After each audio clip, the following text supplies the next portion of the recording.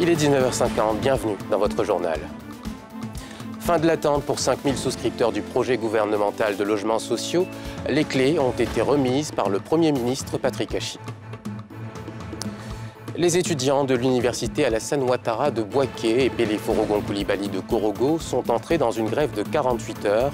De nombreuses revendications, dont l'attribution des bourses, on en parle dans le détail.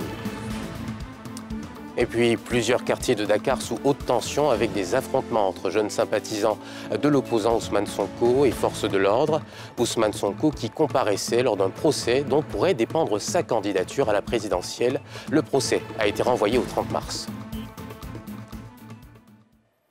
Mesdames et messieurs, bonsoir. Le Premier ministre Patrick Hachi a procédé ce jeudi à la remise des clés de logements sociaux à 5000 souscripteurs à Songon-Cassemblé, dans la commune de Songon. Cette cité est le fruit du programme présidentiel de logements sociaux et économiques lancé par le gouvernement ivoirien. Elle vient accroître l'offre de logements dans la capitale économique où le déficit est estimé à près de 600 000 logements par an. Le Premier ministre a rappelé la volonté du chef de l'État de réduire ce manque criard de logements. On l'écoute. Tout cela raconte l'importance d'un logement pour un citoyen, pour une famille, aussi bien que pour une société.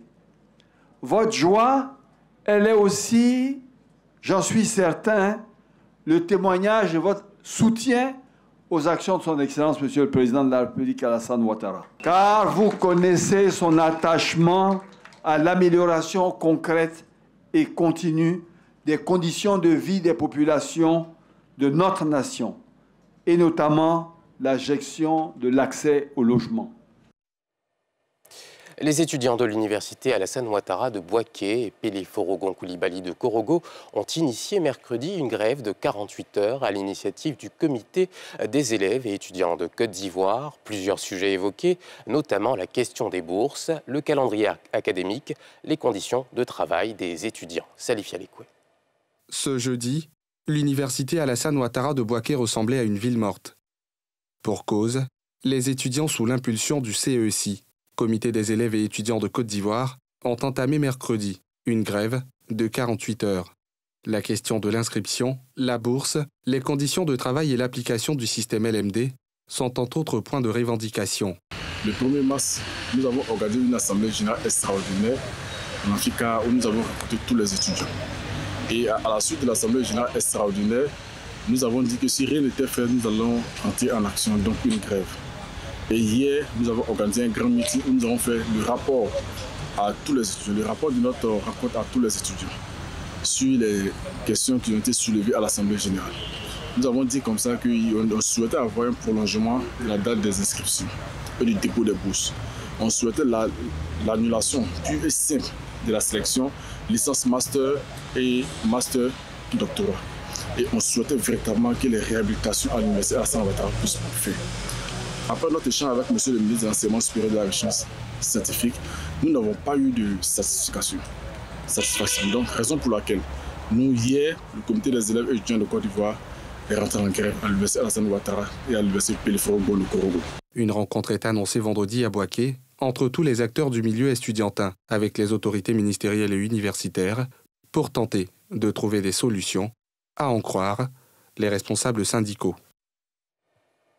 Le projet Emploi Jeunes et Développement de Compétences revient pour une troisième phase.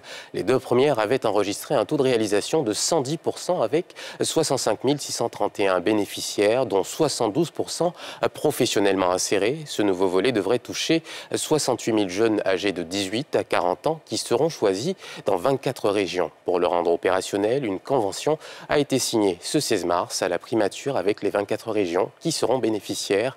Nadia Eja, Mathurin Badé. 31 268 338 467 francs CFA, c'est le montant global dédié à la prise en charge de 68 000 jeunes dans le cadre de la composante 1 du PGDEC, Projet Emploi Jeunes et Développement des Compétences. Répartis dans les 24 régions de la Côte d'Ivoire, les jeunes sélectionnés bénéficieront jusqu'en 2026 de ce projet sous la supervision des responsables de leur collectivité territoriale présents à cette signature de convention. Lorsque la jeunesse est soutenue, le développement local continue.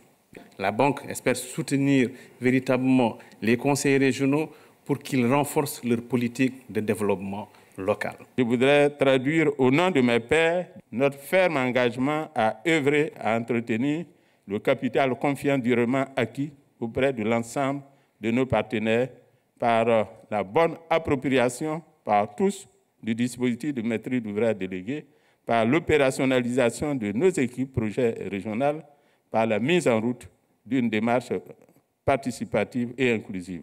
Au programme des formations, des travaux à haute intensité de main-d'œuvre, l'apprentissage rural et urbain, le stage, ainsi que l'entrepreneuriat rural et urbain.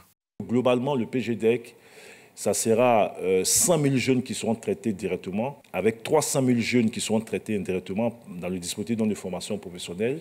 Donc pour la période, c'est 400 000 jeunes qui seront impactés globalement par le PGDEC. J'invite l'ensemble des acteurs impliqués dans la mise en œuvre de ce projet à faire preuve d'imagination afin de mettre en place des modèles économiques inclusifs qui prennent en compte les réalités et les préoccupations des jeunes ruraux, femmes et hommes. La phase 3 du PGDEC, qui s'étend de 2022 à 2026, soit une durée de 5 ans, comprend au total 3 composantes et va bénéficier à 102 000 jeunes pour un coût total de 86,7 milliards de francs CFA.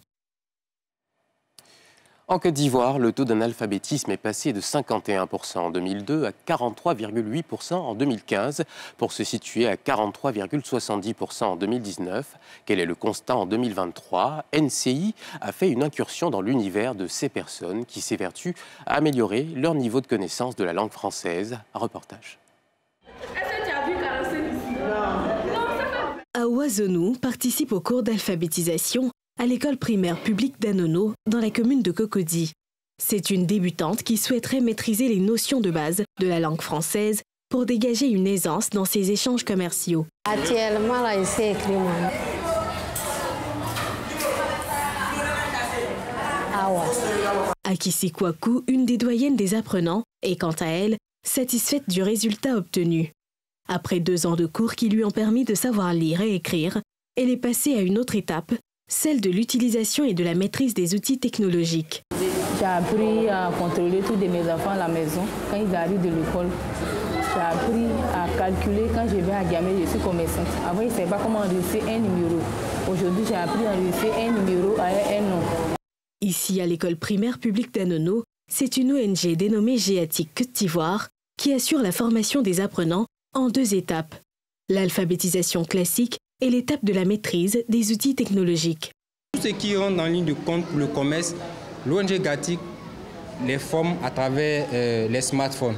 Elle-même, étant analphabète, on l'aide non seulement à savoir lire et écrire, mais à utiliser l'outil digital pour être plus performante dans son commerce. Sur la question de l'alphabétisation en Côte d'Ivoire, le bilan à mi-parcours du programme social 2022-2024 du gouvernement fait état d'un encadrement de 6 000 auditeurs. 138 centres d'alphabétisation classique et 20 centres d'alphabétisation numérique ont été créés sur le territoire ivoirien. L'ancien chargé de mission de Félix Houphouët-Boigny, Abdoulaye Diallo, décédé le 6 mars dernier, va être inhumé sur sa terre natale de Djekanou. Avant cette ultime séparation, il a eu droit à un hommage de ses proches. Nathan Koné, Joseph Sécré. Ils étaient nombreux, étreints d'émotions et de souvenirs, à la salle Félix Houphouët-Boigny de l'Ivoirienne de Sépulture d'Abidjan. Avant son inhumation, Abdoulaye Diallo, ex-compagnon de première heure du président Félix Houphouët-Boigny, a eu droit à un hommage national. Le vice-président de la République, le Premier ministre, les présidents d'institutions, des personnalités politiques, administratives et sportives, mais aussi des anonymes, ont apporté leur soutien et réconfort à la famille éplorée. Une levée de corps marquée par des souvenirs et témoignages. Abdoulaye Diallo nous a donné l'exemple de fidélité. Cet exemple de fidélité l'a amené également à poser des actes à l'image du président Houphouët en transformant son petit village. J'ai eu l'occasion à l'époque, en tant que collaborateur du président Houphouët-Boigny, de m'y rendre. Et c'est ce qui nous a permis d'ériger ce village en entité administrative. Premier maire de Djekanou, la commune qu'il a vu naître, Abdoulaye Diallo avait œuvré pour toutes les communautés religieuses de cette ville du centre du pays. C'est une grande perte pour nous les religieux surtout, pour tout ce qu'il a fait pour la communauté. Si nous avons aujourd'hui que le COSIM existe, c'est grâce un peu à lui. Et ça, c'est une miséricorde pour lui. était de confession musulmane, c'est vrai, mais dans sa famille, sa propre sœur, de Seigneur Tante Catherine, dont il a donné le nom, et à l'église catholique et à l'hôpital de Djekanou. Décédé à l'âge de 95 ans, le père de l'ex-président de la Fédération ivoirienne de football, Feu Sidi Diallo, sera inhumé à Djekanou, dans l'intimité familiale.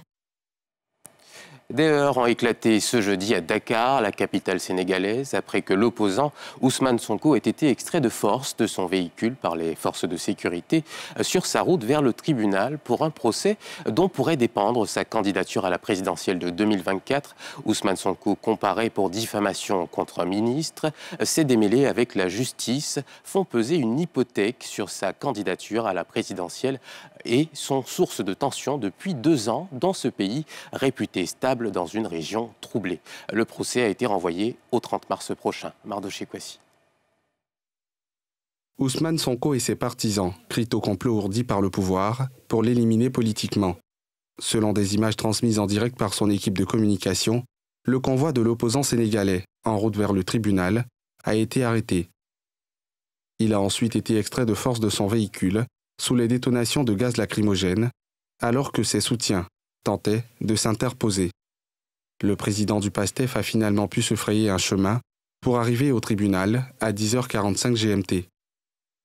La police et la gendarmerie m'imposent un itinéraire, j'ai été brutalisé, le régime ne compte que sur les forces de sécurité, a déclaré M. Sonko à la barre avant que l'audience ne soit suspendue. Au même moment, des heurts ont éclaté aux abords du tribunal entre groupes de jeunes et forces de sécurité, ainsi que sur la VDN, l'un des principaux axes de la capitale. Les premiers ont jeté des pierres sur les policiers et gendarmes qui ont riposté à coups de gaz lacrymogène.